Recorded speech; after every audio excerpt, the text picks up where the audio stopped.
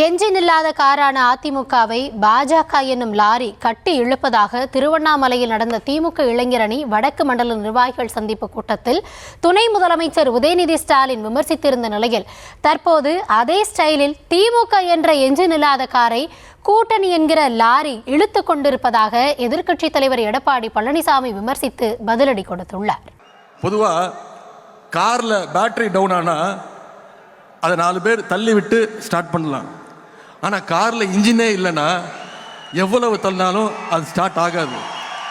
Engine இல்லாத car தான் இன்னும் இருக்கக்கூடிய அண்ணா திராவிட முன்னேற்ற கழகம். இப்போ பாஜக அப்படின்ற லாரி அந்த இன்ஜின் இல்லாத காரை எப்படியாவது கட்டி இழுத்துட்டு போக பார்க்குது. இன்னைக்கு திரு எடப்பாடி பழனிசாமி அவர் சொல்றார், நீதித்துறையை காப்பாற்றணும், தமிழ்நாட்டை காப்பாற்றணும்னு சொல்றாரு. முதல்ல அவர் காப்பாற்ற வேண்டியது அண்ணா திராவிட முன்னேற்ற கழகத்தை பாஜக கிட்ட இருந்து காப்பாற்றணும். அந்த மாநாடுல ஒரு கதையை சொன்னார். யாரு? உதயநிதி ஸ்டாலின் துணை முதலமைச்சர் சொன்னார். ஒரு காரு ஒரு லாரி சொன்னார். நாங்க ஒரு கதை சொல்றோம்.